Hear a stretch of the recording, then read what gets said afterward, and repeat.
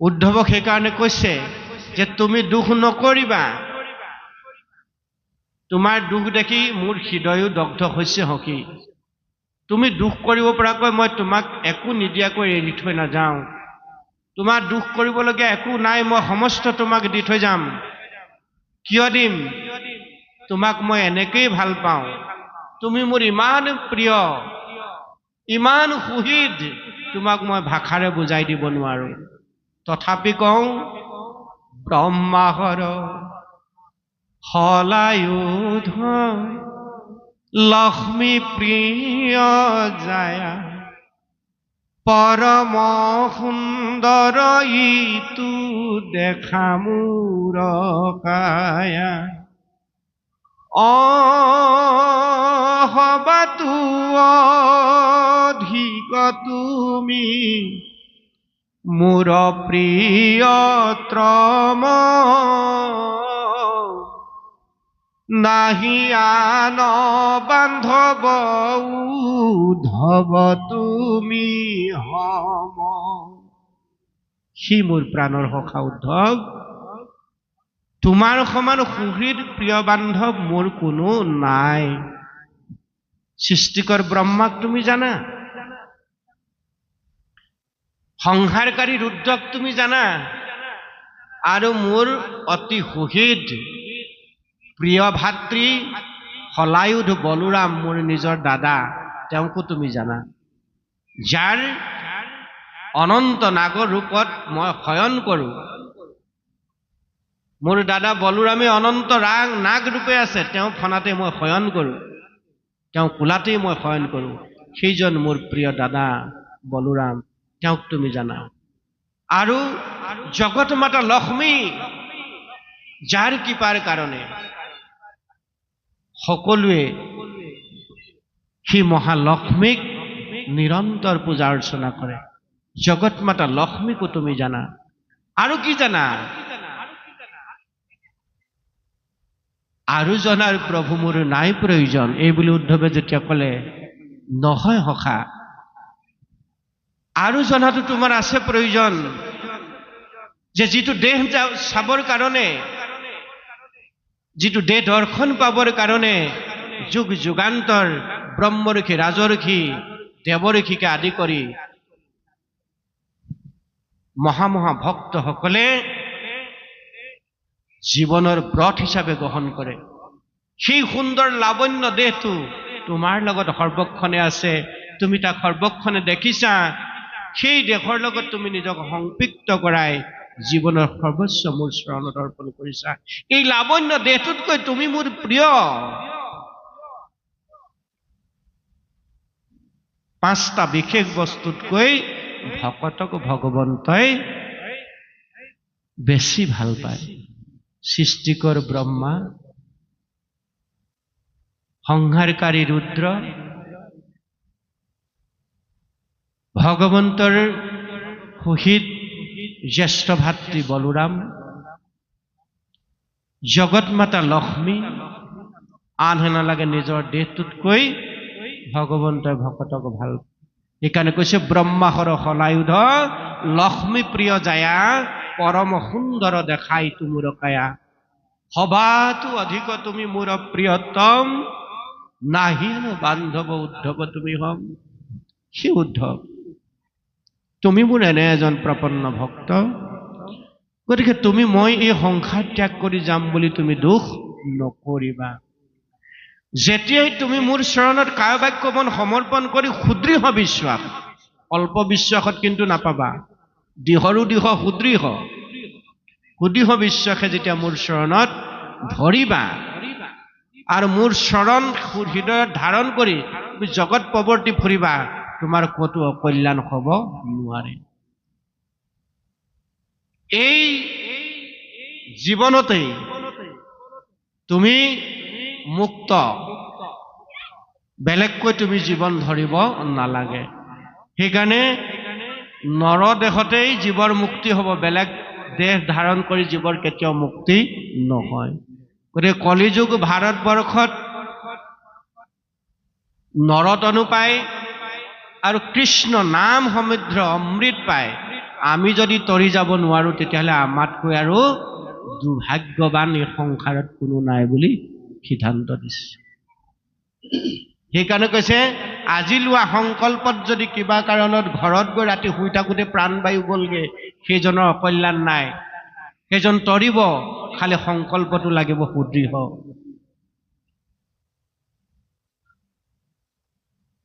জ্ঞানীটো কৰ্মীটো কৰি অৱশ্য সদিশ যে সেইজন জ্ঞান মাৰ্গত কৰ্ম মাৰ্গত থকাজনতকৈ শ্ৰেষ্ঠ জ্ঞানীটো কৰ্মীটো কৰি অৱশ্য অধিক দেৱৰো বন্দনী সিটো ভকতি ৰখি কৈ সেইজনক দেৱতায়ো বন্দনা কৰিব লগা বুলি কৈছে অৰ্থাৎ ব্ৰহ্মাকে প্ৰমুখ কৰি শিৱকে প্ৰমুখ কৰি ইন্দ্ৰ চন্দ্ৰ বায়ু বৰুণকে প্ৰমুখ কৰি সমস্ত দেৱগণে সেইজনক বন্দনা কৰিব লাগে কিহৰ কাৰণে তেওঁ ভকতি ৰসিক জ্ঞানীটো কৰ্মীটো কৰি অৱশ্য অধিক দেৱৰো বন্দনী সেইটো ভকতি ৰসিক গতিকে আপোনাৰ হওক আমি প্ৰত্যেকেই এই জন্মত ভক্তি সাধনৰ নিমিত্তে ভক্তিপূৰ্ণ জীৱন লাভৰ নিমিত্তে নিজক উদ্বুদ্ধ কৰিবৰ কাৰণে এই অনুষ্ঠানবিলাক আমি অনুষ্ঠিত কৰি আহিছোঁ বা সেই অনুষ্ঠানবিলাকৰ লগত আমি সংপৃক্ত হৈছোঁ নিশ্চিত ভগৱন্তৰ কৃপা আমাৰ শিৰত পৰিব যদিহে ইয়াত কিবা কিবি দ্ৰব্য বস্তু গোটাইছে কেৱল খাবলৈ আহিছোঁ নহ'ব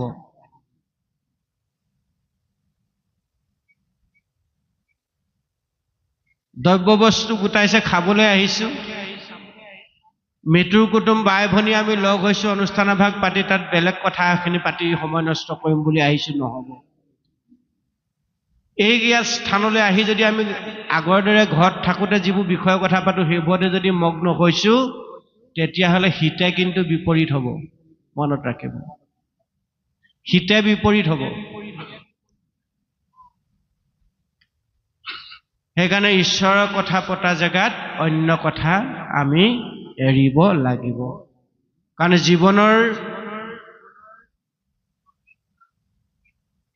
অধিকাংশ সময় বিষয় ভোগত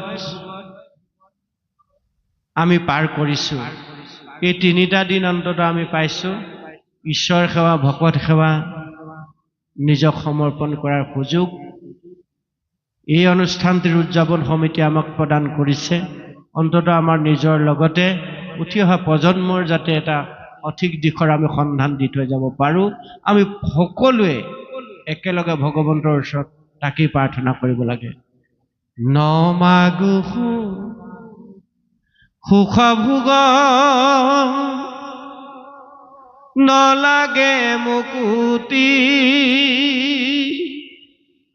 তোমাৰ চৰণে মাত্ৰ থাকুক ভগতি সুখ ভোগ ঐশ্বৰ্য বিভূতি প্ৰভু মোক একোকে নালাগে লাগে মাত্ৰ তোমাৰ আতুল চৰণ এইদৰে এই চিন্তাৰে এই মানসিকতাৰে আমি এই স্থানত উপস্থিত হৈ দেহ অৰ্পণ কৰি দিওঁ যদি বাক্যবিলাক ভগৱন্তত অৰ্পণ কৰি দিওঁ যদি মনটো ভগৱন্তত যদি অৰ্পণ কৰি দিওঁ তেতিয়াহ'লে ভগৱন্ত দয়াৰ সাগৰ কৰুণাৰ সাগৰ কৃপাৰ সাগৰ নিশ্চিত কৃপা আমাক কৰিব এই হ'ল ভাগৱতৰ সিদ্ধান্ত এনে চিন্তাৰেই উদ্ধৱ মহামহন্তই ভগৱন্তৰ চৰণত নিজক সমৰ্পণ কৰি দিছে আৰু ভগৱন্তই পীতবস্ত্ৰে নিজৰ গাৰ বস্ত্ৰৰে উদ্ধৱ মহামহন্তৰ মুখ মুচি দীঘলীয়া এটা সমনীয়া কাঢ়ি উদ্ধৱ মহামহন্তক বুজাইছে যে তুমি জানিলা মই এই সংসাৰৰ পৰা বিদায় ল'ব খুজিছোঁ মোৰ কাৰ্য ইতিমধ্যে সমাপ্ত হ'ল মই গুচি যাম এই কথাটো তুমি নিশ্চয়কৈ বুজিলা পিছে তুমি যিটোক লৈ দুখ কৰিছা যে তুমি মোক আৰু নাপাবা লগ এইটো তুমি মনৰ পৰা সংশয়টো দূৰ কৰি দিয়া মোক পোৱাৰ উপায়টো মই তোমাক দি থৈ যাম যিটো উপায় এতিয়া আমি ল'ব লাগে এই অধ্যায়টোৰ যোগেদি উপায়টো কি দিলে ভগৱন্তই উদ্ধৱক? ওলালো মই বৈকুণ্ঠলৈ, তুমি নাকান্দিবা, বিচাৰিলে তুমি মোক হৃদয়তে পাবা। মই বুজিলো প্ৰভু, কায় বাক্য মন তোমাৰ চৰণত অৰ্পণ কৰি দিলে তুমি সেইজন ভকতক ৰাম বুলি কোৱাৰ লগে লগে হৃদয়তে দৰ্শন দিয়া। মুখে ৰাম বুলি কোৱাৰ লগে লগে ৰূপটো তুমি হৃদয়ত দৰ্শন দিয়া। মই বুজিলো মুখে বোলা ৰাম, হৃদয় ধৰা ৰূপ, এটাক মুকুতি পাইবা কহিলো স্বৰূপ। সেইজনে জীৱন্ত মুক্তি, তিনি তাপ গুছে তাৰ, সদা বৈকুণ্ঠত থাকি কৰ বিহাৰ। এই তত্ত্বটো মই প্ৰভু বুজিলো। পিছে তুমি যে মোক দায়িত্ব দিলা যে মই বাকলি বসন পিন্ধি বদৰিকাশ্ৰমত গৈ সমস্ত জীৱৰ কল্যাণৰ কাৰণে তুমি যি শুদ্ধ সত্য সনাতন ধৰ্ম, একশৰণ নাম ধৰ্ম তুমি কলিত থৈ গৈছো বুলি কৈছা, সমস্ত লগত লৈ গৈছো বুলি কৈছা, আৰু যিখিনি বস্তু দি থৈ গৈছা, এইখিনি প্ৰচাৰ কৰিবলৈ যাওঁতে সামান্য মায়াৰে আবৃত্ত অল্পমতি মনুষ্যই জানো মোৰ কথাখিনি মানি ল'ব? ভাগৱত প্ৰথম স্কন্ধৰ প্ৰথম পাতত কোৱা লিখেকে ব্যাসতকৈ এহেন্ত পণ্ডিত বুলি যদি চব উবাৰি আঁতৰাই দিয়ে, তেতিয়া মই কি কৰিম? এই বুলি উদ্ধৱ মহামহন্তই ভগৱন্তক কৈছে যে যিটো সমাজত এতিয়াও আমাৰ মাজত আছে, যে পণ্ডিত লোক, জ্ঞানী লোক, শাস্ত্ৰজ্ঞ লোকে যদি আমাক ভাগৱত ধৰ্মৰ সম্পৰ্কে, একশৰণ হৰিনাম ধৰ্ম সম্পৰ্কে, ভগৱন্তৰ ভক্তিৰ সম্পৰ্কে যদি আমাক কোনোবাই ক'বলৈ আহে, তেতিয়াহ'লে দেখা সেইজন বৰ পণ্ডিত ওলালে, ব্যাসতকৈ পণ্ডিত ওলালে বুলি আমাৰ সমাজত কথাবোৰ উবাৰি নিয়া লোক আজিও আছে। শাস্ত্ৰই কি কৈছে বিচাৰ কোনোদিন আমি নকৰোঁ, কিন্তু কাণে কাণে গুৰু ঘৰৰ পৰা যিকেইটা কথা কৈ পঠিয়ালে আমি সেইকেইটাকে হাৰ বুলি ধৰি লওঁ। আমাৰ বেমাৰটো লাগি আছে এতিয়া সমাজবিলাকত সেইটো। পুনৰ কৈছো, কথাবোৰ মই খুব মুকলিকে কৈ ভাল পাওঁ। চাবচোন, আমাৰ এতিয়া এখন সত্ৰৰ লগত ইখন সত্ৰৰ কথাবিলাক নিমিলে। কিয় নিমিলে? নিমিলাৰ কাৰণ কি? 550-600 বছৰ আগতে গুৰুজনে দিয়া ধৰ্মপুথিটো আমি প্ৰত্যেকে অধ্যয়ন কৰিছো। কীৰ্তন দশম, ঘোষাৰত্নাৱলী, গীতা ভাগৱত আমাৰ অসমীয়া সমাজৰ ধৰ্মগ্ৰন্থ এইকেইখন। আমি বেদ, বেদাংগ, উপনিষদ, পুৰাণ আমি পঢ়াৰ ক্ষমতা আমাৰ ওচৰত নাই। তাৰ তত্ত্ব অৰ্থ, দুবুদ্ধ তত্ত্ব অৰ্থ আমি বুজিব নোৱাৰো, কিন্তু অতি সৰলীকৃতভাৱে প্ৰাঞ্জল ভাষাত আজিৰ পৰা 550-600 বছৰ আগতে মহামহীষীসকলে, বিদগ্ধ পণ্ডিতসকলে, গুৰুসকলে আমাক কীৰ্তন দশম, ঘোষাৰত্নাৱলী, গীতা ভাগৱত মথি দিলে, আৰু তাকে লৈ আমি সমস্ত ধৰ্ম কাৰ্য কৰোঁ। পিছে আমাৰ সিদ্ধান্তবোৰ এক নহয়। কিয় নহয়? ইখন সত্ৰৰ মেধিৰ লগত সিখন সত্ৰৰ মেধিৰ সিদ্ধান্তবিলাক নিমিলে। কাৰণটো কি? নিশ্চয় ক'ৰবাত আমাক খেলি মেলিকে মন্ত্ৰবিলাক দিয়া হৈছে। সেইকাৰণে বাৰে প্ৰতি কৈ থকা হৈছে, উদ্ধৱৰ আগত ভগৱন্ত কৃষ্ণই যেনেকৈ কৈছে, উদ্ধৱ বাহু উচ্চ কৰি, অৰ্জুনৰ আগত গীতাত যেনেকৈ ভগৱন্ত প্ৰভুৱে কৈছে যে যিমতে ভজিব মোক শাস্ত্ৰক হেতাক, নলাগে পণ্ডিতৰ আগত পুচিবাক। আমি যিহেতু 2-4 শ্ৰেণী পঢ়া, গতিকে শাস্ত্ৰইনো আমাৰ জীৱনৰ কাৰণে কি দি গৈছে আমি তাক চাবলৈ কিয় যত্ন নকৰোঁ?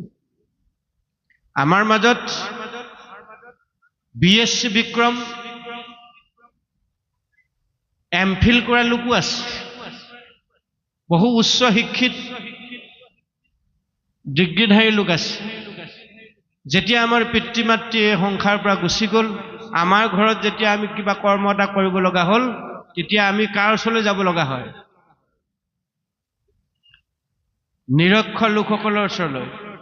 গাঁৱৰ যিসকলে ধৰ্মৰ খুঁটি ধৰি আছে, বৰ মেধি হৈ পিনে সঠিক সিদ্ধান্ত যিসকলে আমাক দিব নোৱাৰে, শাস্ত্ৰসন্মত সিদ্ধান্ত, আমি সেইসকলৰ আশ্ৰয় ল'বগৈ লগা হয়। আমাৰ সেই শিক্ষাবোৰ অথলে যায় নে নাযায়? আমি ভাল শিক্ষা এটা পাম বুলি তেওঁলোকৰ ওচৰলৈ যাওঁ, কিন্তু আমাক দি দিয়ে বিভ্ৰান্তিমূলক সিদ্ধান্ত। বোলে এইটো নকৰিলে নহয়, এইটো আমাৰ পৰম্পৰা, আমি পৰম্পৰা মতে কৰিব লাগিব। কি পৰম্পৰা কৰোঁ আমি? পৰম্পৰা বুলি শাস্ত্ৰত এটা শব্দই নাই, এটা শব্দও নাই পৰম্পৰা বুলি। ভাগৱত কীৰ্তন দশম ঘোষাৰত্নাৱলী গীতা যদি আপোনাৰভাৱে চায় তাত পৰম্পৰা বুলি কোনো শব্দই নাই।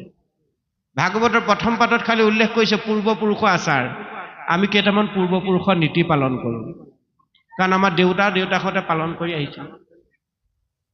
কিন্তু আমি কওঁতে পূৰ্বপুৰুষেতো আমাৰ পূৰ্বপুৰুষৰ নিয়ম বোকাহেঁতেতো কৰিবই লাগিব। পিছে আনক উপদেশ দিওঁ এইটো পূৰ্বপুৰুষৰ নিয়ম আমি পালন কৰিব লাগিব, নিজে খালি নকৰোঁ। শাস্ত্ৰ অনুবৰ্তী যিখিনি কথা এইখিনি আমি কৰিব লাগিব। শাস্ত্ৰই মুকলিভাৱে ফাঁকে কৈ আছে যে আমি কি কৰিব লাগিব। কিন্তু শাস্ত্ৰৰ বিপৰীতে গৈ আমি যিখিনি কৰ্ম কৰিছোঁ এইখিনি প্ৰকৃততে কৰ্ম বুলি কোৱা নাই, এইখিনি কৰ্মকাণ্ড বুলিহে কৈছে। কৰ্মকাণ্ড আৰু জ্ঞানকাণ্ডৰ জৰিয়তে জীৱৰ কল্যাণ সাধন নহয়। জীৱৰ কল্যাণ সাধন হ'বলৈ হ'লে ভাগৱতৰ ৰাজমাৰ্গ যিটো তিনিটা মাৰ্গৰ ভিতৰত জ্ঞান মাৰ্গ, কৰ্ম মাৰ্গৰ ভিতৰত ভক্তি মাৰ্গটো হ'ল শ্ৰেষ্ঠ মাৰ্গ। ভক্তি মাৰ্গটোৰ জৰিয়তে আমি কৰ্মবিলাক কৰিব লাগিব। সেইকাৰণে কৈছে জ্ঞানে কৰ্মে তাৰিতে নপাৰে, ভকতি নোপজে যাৱে। এতিয়া ভক্তিৰ ৰাস্তাটো ভাগৱতে খুব সুন্দৰভাৱে দিছে, যিটো উদ্ধৱক এতিয়া দি আছে, যিটো গীতাত অৰ্জুনক দিছে যে সৰ্বধৰ্মান পৰিত্যাজ্য, বাকী সমস্ত ত্যাগ কৰা। যাগ যজ্ঞ পূজা পাতল এইবোৰ ত্যাগ কৰি দিয়া। সত্য যুগত আছিল এইবিলাক। সত্য যুগত কি আছিল? যুগ ধৰ্ম নিৰ্ণয়ত আমাক সুন্দৰকে দিছে। সত্য যুগে ধ্যান।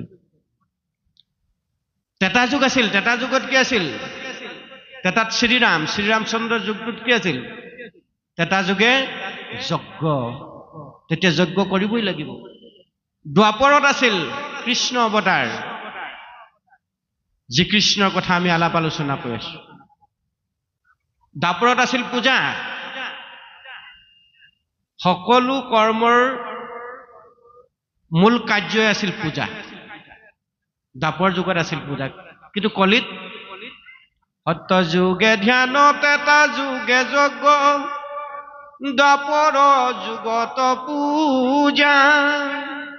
কলিত হৰিৰ কীৰ্তন বিনাই, আৱৰ নাহিকে দ্ৰুজা। দ্ৰুজা মানে দুই। দুটা ধৰ্ম নাই, কলিত এটাই ধৰ্ম। আৱৰ নাহিকে দুজা। দুজা মানে দুই, দ্বিতীয়। দুজা মানে বুজা নহয়, কিন্তু ভাৰ নহয়। সত্য যুগে আছিল ধ্যান। ধ্যান কৰাৰ পিছতো শেষত নাম কৰিব লাগে। তেতা যুগত যজ্ঞ কৰে, যজ্ঞ শেষত আকৌ নাম কৰিব লাগে। দুটা। দ্বাপৰ যুগত পূজা কৰিব লাগে, পূজাৰ পিছত আকৌ নাম এষাৰ কৰিব লাগে। দুটা। কলিত সমস্ত কৃষ্ণলৈ গুচি গ'ল। কৃষ্ণৰ লগতে সমস্ত গুচি গ'লা। দ্বাপৰত কৃষ্ণ অৱতাৰৰ পাছত সকলোলৈ গুচি গ'ল কৃষ্ণই। একস্থান হোৱা হৰি নাম মাত্ৰ ৰৈলা। ইয়াত মাত্ৰ শব্দটোত গুৰুত্ব দিছে, চাব।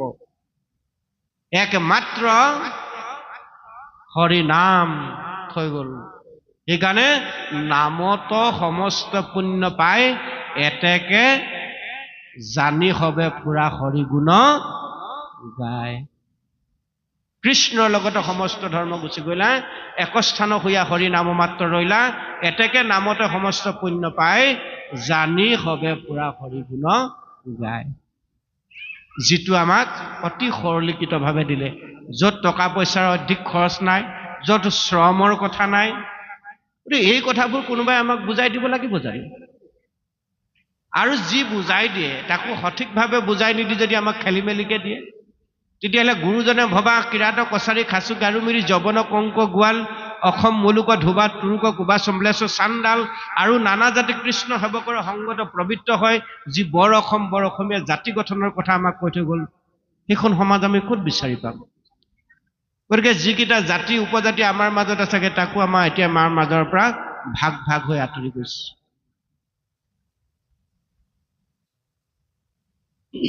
নহয়নে বাৰু? তেনেদৰে যদি আমাৰ সমাজখন ভাগি ঠান বান হৈ যায়, তেতিয়াহ'লে আমি কি ভাগৱত ধৰ্ম পালন কৰা হ'ব? সেইকাৰণে উদ্ধৱ মহামহন্তক ভগৱন্ত প্ৰভুৱে কৈছে যে সমস্ত মোৰ চৰণত অৰ্পণা কৰি দিয়া। আৰু এই কথাখিনি কৈ উদ্ধৱক কৈছে যে তুমি চিন্তা কৰিব নালাগে, এহি শৰীৰতে তুমি লভিবা মুকুতি, আউৰ খেদ কৰা তুমি কমন যুগুতি। এই জন্মতে তুমি পৰম গতি লাভ কৰিবা, মুখ্য পাবা। মোৰ পৰম ধাম বৈকুণ্ঠত তুমি থাকিব পাৰিবা, তাৰ কাৰণে তুমি দুখ কৰিব নালাগে। গতিকে আমাৰো কৰ্মমল দূৰ কৰি ভগৱন্ত সুমংগল আৰু সুবাস দি আমাকো তেওঁ স্থানলৈ লৈ যাব, আমি যদিহে কায় বাক্য মন সুদৃঢ় বিশ্বাসে ভগৱন্তত নিজক সমৰ্পণ কৰি দিব পাৰোঁ। সমৰ্পণ কৰি দিয়া মানে ভগৱন্তত শৰণ লোৱা, বেলেগত কিন্তু শৰণ নহয়। আমাৰ কেতিয়াবা শৰণবোৰ খেলি মেলি লাগে। শৰণ খেলি মেলি লাগে মানে আমি ভগৱন্তক শৰণ লওঁহি আহি ধূপ কাষ্ঠ তেল বন্তি জ্বলাই যে প্ৰভু মোক যেনে তেনে তুমি এবাৰ মোৰ মেট্ৰিক পৰীক্ষা আছে, হায়াৰ ছেকেণ্ডেৰী পৰীক্ষা আছে, তুমি মোক ভালকৈ পাছ কৰাই দিবা আৰু এই বুলি আমি ধূপ কাষ্ঠ জ্বলালেও নপঢ়িলেও ভগৱন্তই জানো মোক পাছ কৰাই দিব। কিন্তু আমি ধূপ কাষ্ঠ তেল বন্তি জ্বলালেই ভগৱন্তই পাছ কৰাই নিদিয়ে। দিবলৈ হ'লে এই বিবেক নামৰ শক্তিটো ভগৱন্তই যিটো চেতনা দিছে সেই চেতনাটো আমি সঠিক প্ৰয়োগ কৰিব লাগিব। আমাৰ 2 তলা বিল্ডিং ঘৰটোৰ লগত সংপৃক্ত হৈ থাকে শৰণ ভাগ ভকতি ভাগ, 2খন বিলাসী গাড়ীৰ লগত সংপৃক্ত হৈ থাকে শৰণ ভাগ ভকতি ভাগ, এই ভাগে কিন্তু নহ'ব। সেইকাৰণে ভগৱন্ত কৈছে সৰ্বধৰ্মান পৰিত্যাজ্য মামেকং শৰণং ব্ৰজ অহং ত্বাং সৰ্বপাপেভ্যো মোক্ষয়িষ্যামি মা শুচি। সেই অৰ্জুন সৰ্বধৰ্ম এৰি এক শৰণ সাক্ষাৎ, এক শৰণ হোৱা মোৰ চৰণত আশ্ৰয় হোৱা। বাকী যুগৰ ধৰ্মবিলাক তুমি ত্যাগ কৰি দিয়া, দুজা ধৰ্মবিলাক ত্যাগ কৰি দিয়া, মোৰ চৰণত কায় বাক্য মন সমৰ্পণ কৰি দিয়া। সৰ্বধৰ্ম এৰি এক শৰণ সাক্ষাৎ সুদৃঢ় বিশ্বাসে সখী লয়ুক আমাত। ও নকৰিবা ভয় হেৰা কৰো অংগীকাৰ, সমস্ত পাপতে মই কৰিব উদ্ধাৰ। ভকতৰ কাৰণে ভগৱন্তই সত্যত আবদ্ধ হৈছে। গতিকে আমি ভগৱন্তৰ ভকত বান্ধৱ সুহৃদ হ'বলৈ যত্ন কৰিবলৈ প্ৰথম কথাটো হ'ল ভকত হোৱা। ভাগৱতৰ জৰিয়তে শিৱ হোৱা অৰ্থাৎ ভকত হোৱা। এতিয়া ভকত কাক কৈছে, ভকত হ'বলৈ হ'লে আমি কেনেকৈ শৰণ ল'ব লাগিব, শৰণ কাক কৈছে, এই কথাকেইটা আমি নিশ্চয়কৈ আলোচনা কৰিম। আপোনাসবে সেই সময়কণলৈ অপেক্ষা কৰিব যেতিয়ালৈকে আমি ভকত হ'ব নোৱাৰিম। ভকত হ'বৰ কাৰণে নিজক কেনেকৈ প্ৰস্তুত কৰিব লাগিব আৰু ভগৱন্তৰ চৰণত শৰণ কেনেকৈ আমি গ্ৰহণ কৰিব লাগিব, শৰণ গ্ৰহণ কৰি ভগৱন্তক কেনেকৈ ভজনা কৰিব লাগিব, সেইকাৰণে শৰণ তালব্য শৰ মধনীয়া শৰণ ভবগীয় দন্ত্যন ভজন আকাৰী কাৰণে আখৰকেইটা চাব, শব্দকেইটা চাব। আৰু ভকত ভকদন্ত্যাত ভকত 3টা অৰ্থবহু বৰ্ণযুক্ত একোটা শব্দ ভকত ভজন আৰু শৰণ। এই 3টাৰ বিষয়ে আমি নিশ্চয় আলোচনা কৰিম। আমি যদি এই 3টা গুণ বিশিষ্ট গুণেৰে সৈতে নিজক প্ৰস্তুত কৰিবৰ কাৰণে যত্ন কৰোঁ, তেতিয়া বেলেগকৈ আৰু কীৰ্তন দশম ঘোষা ৰত্নাৱলী গীতা ভাগৱত পঢ়ি এনেদৰে অসমৰ ইমূৰৰ পৰা সিমূৰলৈ ঘূৰি থাকিব নালাগে। আৰু সেই কথাখিনিকে উদ্ধৱৰ আগত খুব সুন্দৰভাৱে কৈছে